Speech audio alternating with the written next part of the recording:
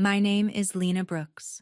I'm 34 years old, and on the Friday, my brother's luxury dealership was supposed to be seized. He still found enough pride to insult my husband's hands. "Try not to touch the leather," he said as we entered the showroom. "Grease doesn't come out of Italian stitching." Months earlier, at a family dinner, he had raised a glass to his wife's success, laughed at the mechanic I married, and announced that some people built empires while others changed oil. Now the showroom lights were only half on. Red notices showed through the glass office walls, employees whispered beside empty display platforms, and two bank representatives waited near the reception desk. My parents stood beside my brother as if they had rehearsed their positions. They had already demanded that I sell our repair shop and hand over the proceeds. When I refused, they called me selfish, disloyal, and jealous of his success. That morning, they believed we had finally come to sign. My husband carried a gray file under one arm. My brother mistook his calm for surrender. "Once Lena sells the shop," he said, "we can all move past this unpleasantness." My husband placed the file on the polished hood of a car my brother no longer had the right to sell. "Lena can't sell that property," he said. "I own it." My mother's relief vanished. My brother stared at me, then laughed too loudly. My husband opened the file again and slid a second document across the hood. What was written on that page didn't merely end their rescue plan. It exposed a fact my brother and his wife should have discovered years earlier, and turned their final business day into something none of us would ever forget. Before I show you the document that drained the color from their faces, tell me what time it is, where you are, and where you're watching from. I want to know how far this story of pride, family, and consequences has traveled. To understand why my brother believed our shop belonged on his balance sheet, you have to go back 5 months to a Sunday dinner at my parents' house. My brother's name was Derek, and when we were children, he was the person I trusted most. He taught me to ride a bike and spent one summer helping me rebuild our grandfather's battered pickup. That memory kept me returning long after family dinners became exercises in humiliation. I was waiting for the old Derek to return. He never did. His wife, Vanessa, owned Aurelius Motor Gallery, while Derek ran finance and operations. My husband's name was Marcus Hale. He was a master mechanic with quiet manners and a habit of listening until arrogant people revealed too much. Together, Marcus and I operated Hale and Brooks Auto Repair. I managed the accounts, vendors, payroll, and customers. He supervised diagnostics and the shop floor. It was not glamorous, but it was profitable, and ours. My parents described Marcus as if he were an employee I had impulsively married.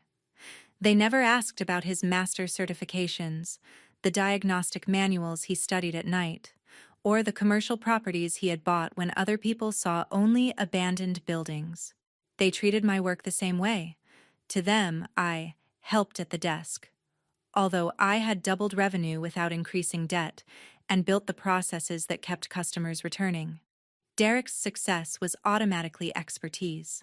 Ours had to be explained, defended, and translated into terms they respected.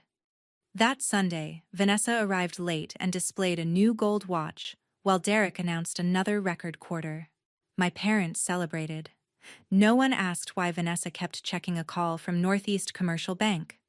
Marcus wiped his hands with a paper napkin, and Derek noticed the cracked skin near his nails. "You know, Lena, Vanessa employs people who detail cars. You married the guy who crawls under them." My mother's warning laugh told him to be less obvious, not to stop. Vanessa lifted her watch. "There's dignity in every job, even the lowly ones." Derek leaned back. "My wife owns a luxury dealership. Lena's husband comes home smelling like brake cleaner." My father told Marcus not to take it personally. Marcus replied, "Machines are usually honest about what's broken." The table went still before Derek laughed again. I smiled because I had spent years making my pain convenient for other people. Marcus touched my wrist beneath the table, reminding me I could choose what happened next. Our shop cleared every debt last year, pays 6 people on time, and has a 6-week wait list, I said. I'm proud of it. Derek dismissed it as an unscalable neighborhood garage. The question I hated admitting was this: why did a woman who had built a stable company still feel 12 years old whenever her brother laughed at her? Vanessa's phone buzzed again. She left the room, and through the window I heard her say, "I need until the end of the quarter." When she returned, the gold watch trembled against her glass. After dinner, Derek offered Marcus the name of a detailer, in case the grease had become permanent. In our truck, Marcus asked whether I was ready to stop attending dinners where cruelty was entertainment. I said I was not ready to lose my brother. "Then don't lose him," he said. "Just stop paying for the privilege of being insulted." On the drive home, Claire Morgan, an old friend in commercial insurance, sent me a message. "Is Aurelius having trouble paying its premiums?" Marcus kept his eyes on the road, but his fingers tightened around the wheel. I did not answer Claire immediately.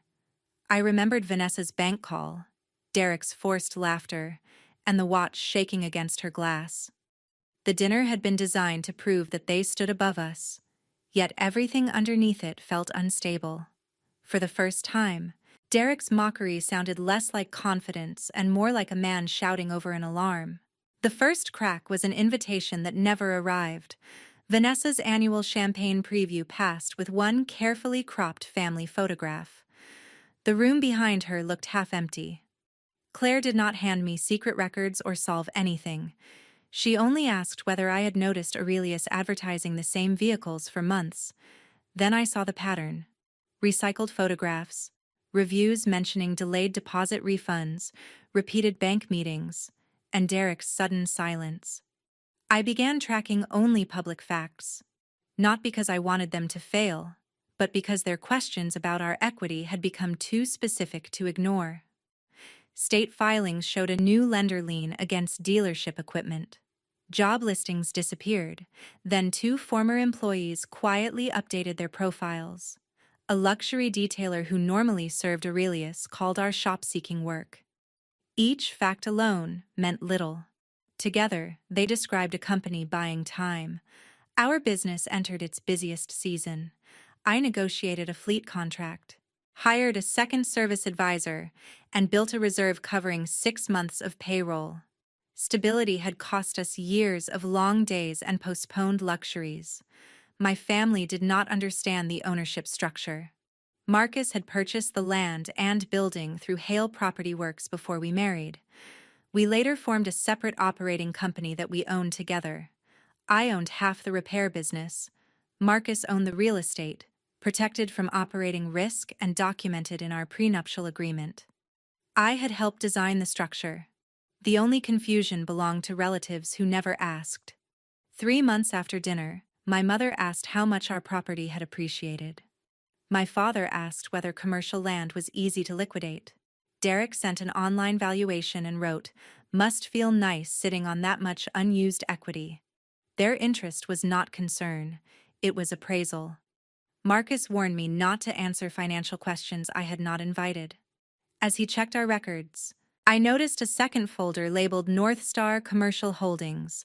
Marcus had invested in distressed commercial real estate before our marriage, but the deliberate way he moved that folder stayed with me.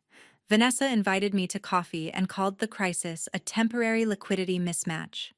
She wanted introductions to wealthy repair customers. I refused to trade in our customers' private lives. "Derek worries you don't understand the pressure of building something significant," she said.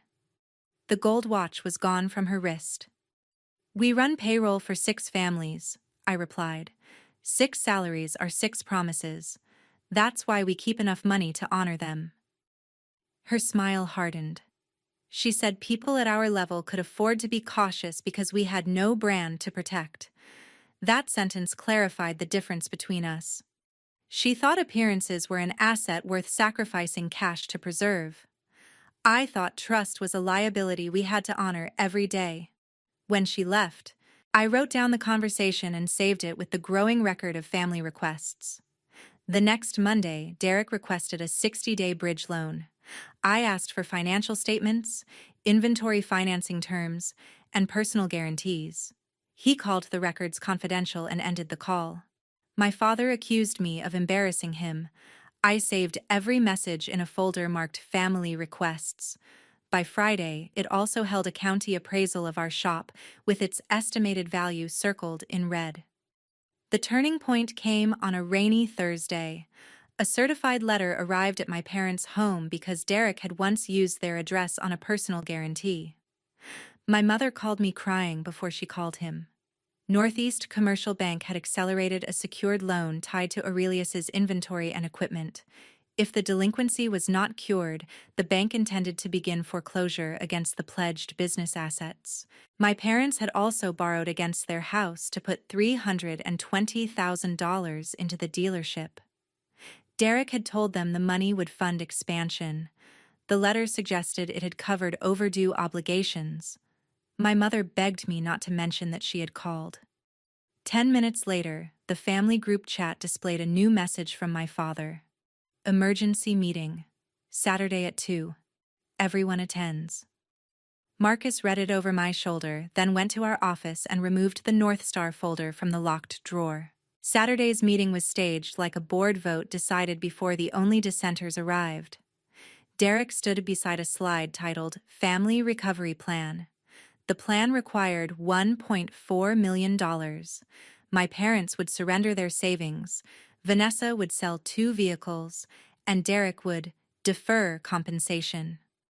The final line read, Hale and Brooks property sale, estimated net proceeds, $10,000. He had counted our shop before asking whether it was available. No outsider would decide whether I sacrificed our future. Guilt was the only leverage in that room. For 15 seconds, I imagined saying yes. I pictured my mother sleeping without fear, and Derek looking at me as he had before. Status became his only language. Then I pictured our employees learning their livelihoods had been traded for a dealership whose owners hid its books.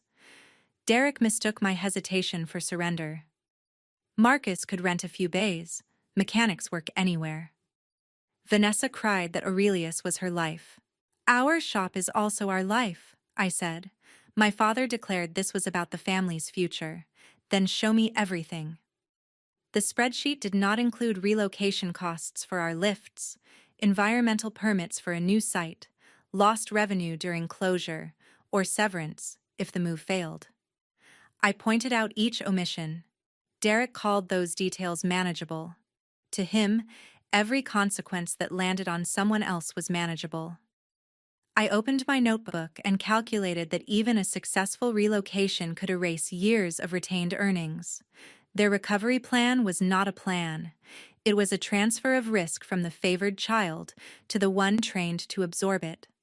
I requested bank statements, tax filings, inventory financing, payroll records, and customer deposit liabilities.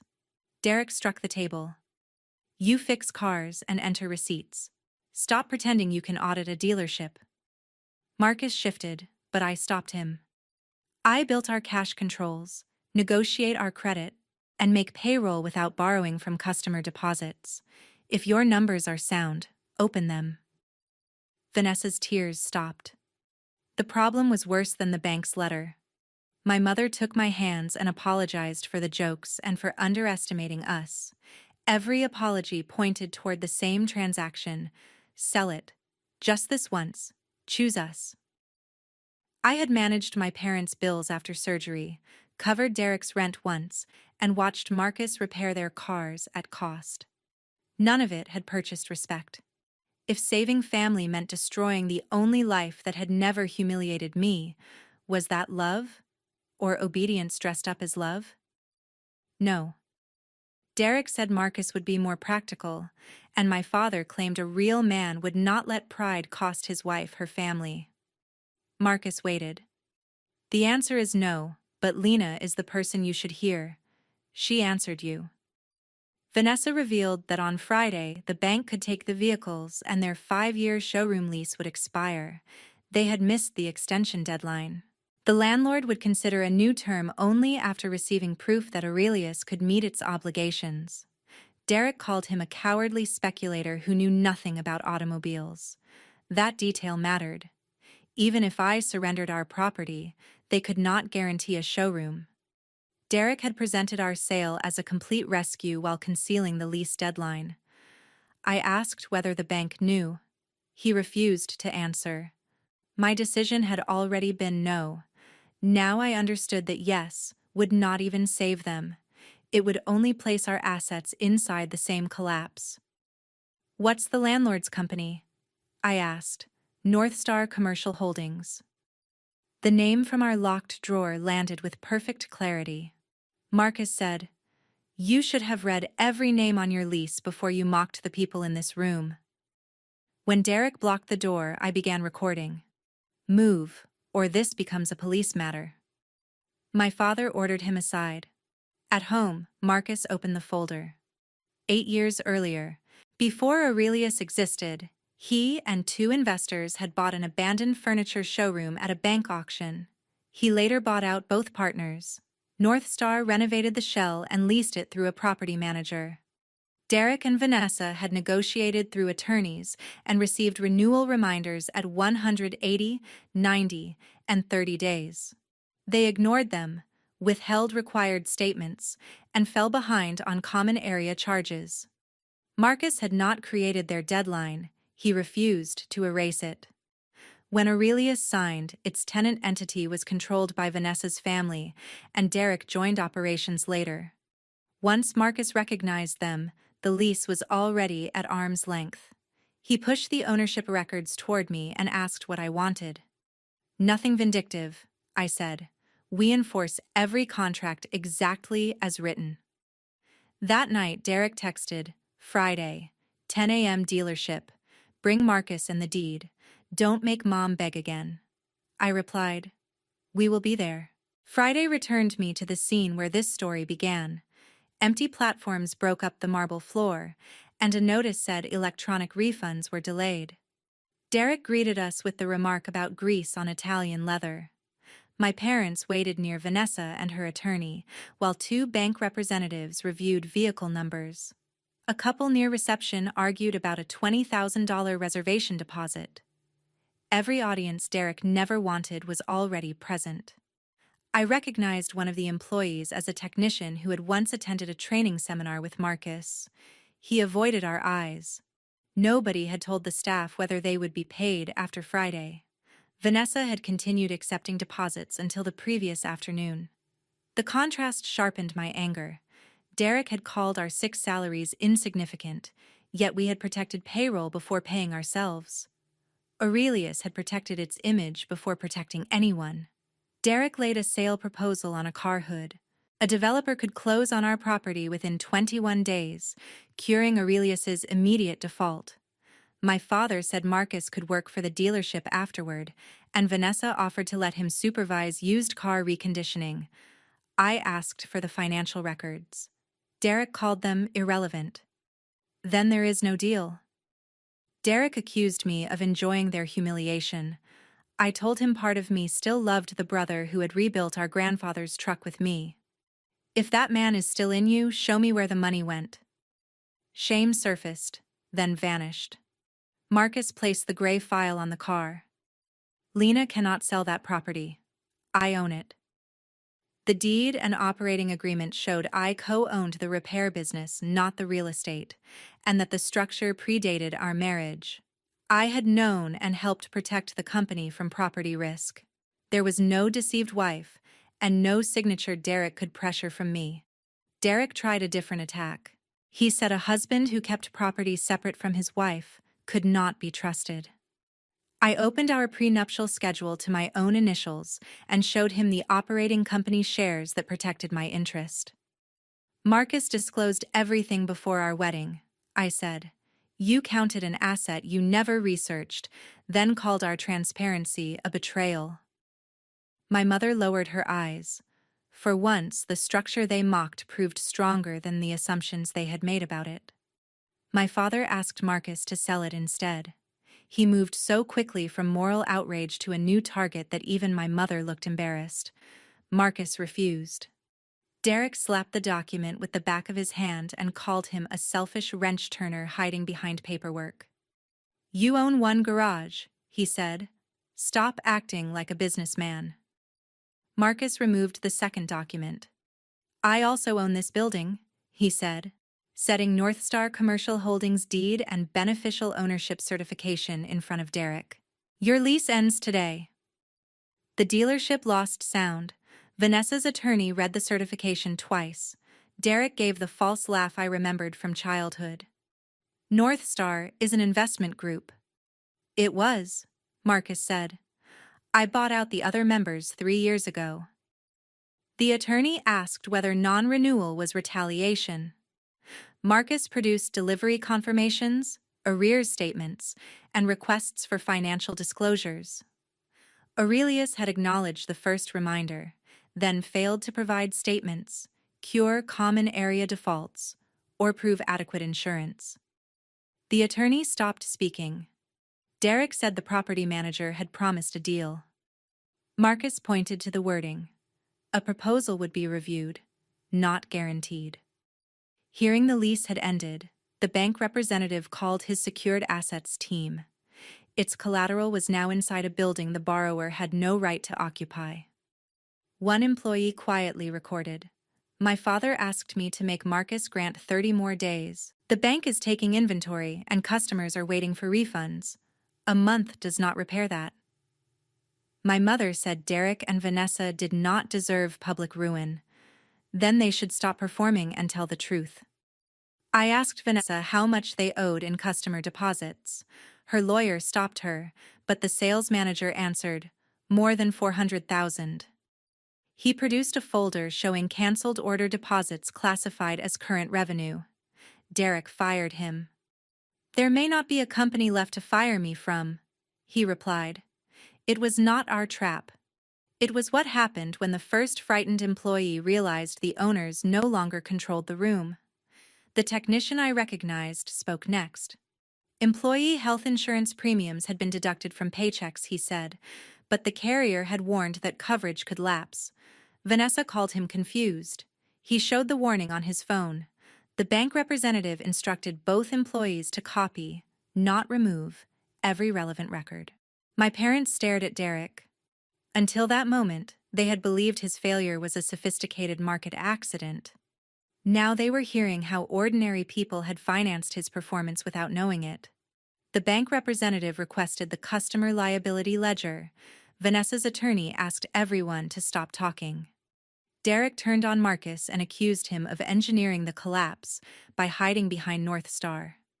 Marcus's answer was almost gentle. "I did not choose your inventory loans, spend your reserves, ignore 6 months of lease notices, or take customer money. I maintained a building and expected the tenant to honor a contract." Derek stepped close enough that I could see a pulse jumping in his neck.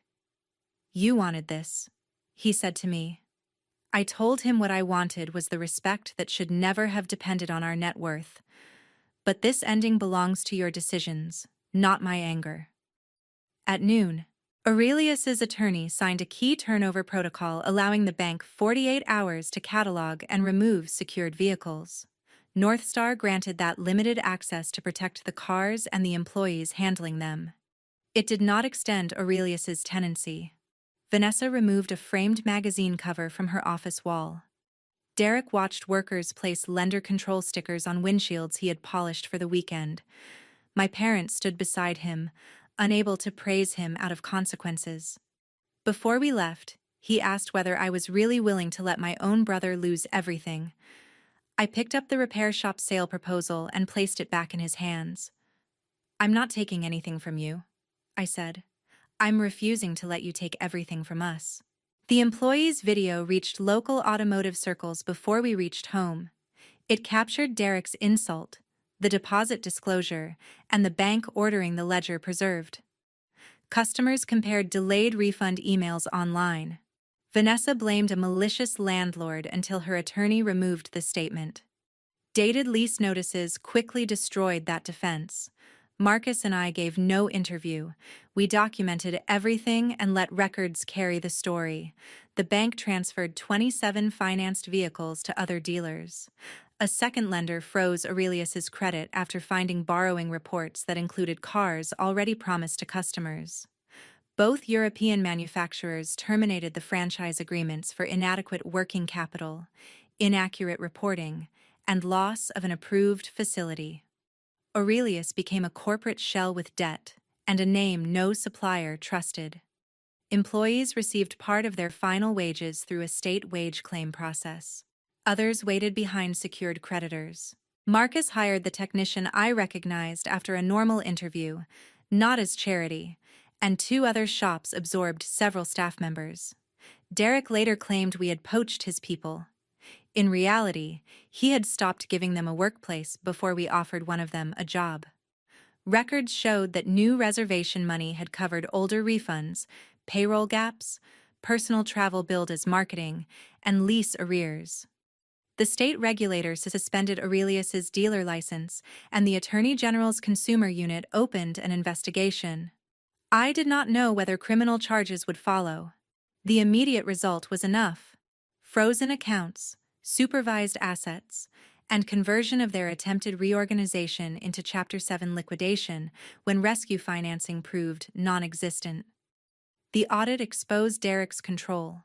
He had approved inflated projections, delayed tax payments, and moved expenses between months to satisfy loan covenants. Friends stopped calling.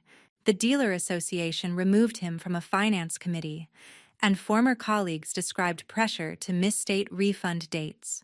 His reputation vanished because his signatures appeared on every choice he blamed on the market. Vanessa's gold watch had been purchased on the dealership card the week employee commissions were delayed.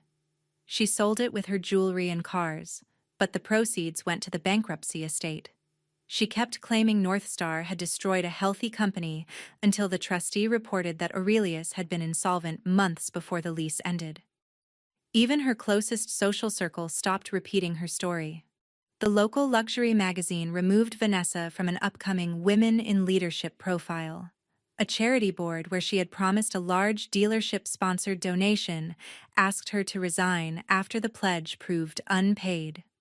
Those losses hurt her more visibly than the auction. She had built her identity around being seen beside expensive things. Now every organization she had used as a backdrop was reviewing what she had actually contributed. My parents' guarantee covered one equipment note, enough to consume most of their savings. They sold their Lake Club membership and house, then rented a smaller townhouse. What hurt my father most was facing friends who remembered how loudly he had praised Derek's brilliance. He had ranked Derek at the top and me at the bottom. The collapse taught him that a status was not a retirement plan.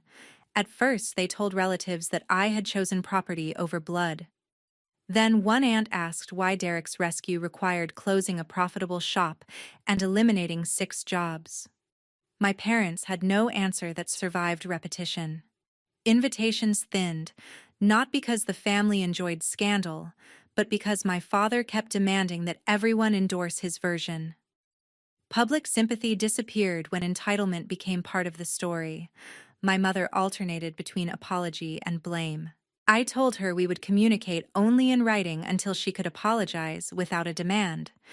When my father accused Marcus of buying the building to entrap Derek, I sent the 2018 auction record and lease notices. Any interference with our shop, I warned, would go through counsel. They did not test it. Derek came to the shop 3 weeks later without a suit, watch, or apology. Vanessa was leaving, their condo was listed, and our parents blamed him. He insisted everything could have been avoided if Marcus had extended the lease, or I had sold the shop. Even stripped of status, he still searched for someone else to carry the fault. You had customer money, lender money, 6 months of notices, and a trusted business. You never had the right to our future. He called his dinner insult a joke. No, you were telling us what you believed. I love the brother you used to be, but I will not finance the man you chose to become. He left the old carburetor we had rebuilt as teenagers. I placed it in my office, not as a promise that everything could be repaired, but as proof that I had not imagined the good years. For several nights, that box unsettled me more than the bankruptcy news. It was the first sign that Derek remembered who we had been, yet he still could not say, "I was wrong." I allowed myself to grieve without converting grief into access. Losing a brother to his choices was painful. Surrendering my boundaries would not bring the old one back. Claire apologized for watching the disrespect too long without asking me to rescue anyone. I accepted because accountability sounded different from desperation. After the trustee removed Aurelius's assets, Marcus asked what should replace it. I proposed a Hale and Brooks training center with paid apprenticeships, diagnostic classes, and customer education. The building was his, but this chapter would be ours. "Let's build something whose value is visible in the people it trains," I said. 9 months after Aurelius closed, the marble showroom no longer displayed cars no one could afford to touch. 6 hydraulic training stations occupied the center floor. Former dealership technicians taught diagnostic courses beside instructors from a community college. The sales office where Vanessa once framed magazine covers became a classroom, and the glass conference room where Derek hid bad numbers became the planning room for our employee profit-sharing program. We kept the exterior understated. The new sign read, "Hale and Brooks Automotive Training Center," with smaller words beneath it: skill, honesty, independence. The expansion did not make Marcus or me suddenly worthy. That was the lesson I had taken too long to learn. We had been worthy when our shop had 2 bays, when I answered phones from a folding desk, and when Marcus came home with grease beneath his nails. Ownership documents did not transform him from a lowly mechanic into a brilliant investor. They merely forced my family to confront how shallow their measurements had been. The real victory was not watching a luxury dealership close. It was refusing to destroy a healthy business, 6 livelihoods, and our marriage's security to preserve an illusion built by people who mocked us. My parents eventually wrote a joint apology. It did not mention the house, the money, or what Marcus could still do for them. My father admitted he had turned his children into competitors because Derek's visible success made him feel important. My mother admitted that she had called cruelty joking whenever challenging Derek threatened the peace. I agreed to meet them for coffee once a month. Reconciliation, I told them, would be measured by consistent behavior, not one emotional letter. We were not restored to the family we had been. I no longer wanted that family. We were testing whether something more honest could be built from what remained. Vanessa moved to another state after the bankruptcy case and regulatory settlement. Derek took a back-office job with a fleet company where he had no authority over customer funds. They separated. I heard those facts from my parents and asked for no details. Part of me still missed my brother, especially when I looked at the carburetor on my office shelf. Missing him did not mean reopening the door to blame. Love and access were not the same gift. On the training center's opening day, Marcus wore a clean work shirt and the same scarred boots Derek had mocked. He stood at the edge of the crowd until I pulled him forward. I told our apprentices that honest work leaves marks: grease, calluses, failed attempts, revised plans. Dishonest pride leaves marks too, but usually on other people's lives. Then I handed Marcus a shop towel printed with our new logo. He laughed and used it to wipe his hands before shaking mine. That night, after the last guest left, we stood beneath the showroom lights Derek once believed proved his superiority. I felt no triumph over his empty office. I felt relief that I had finally stopped confusing sacrifice with love.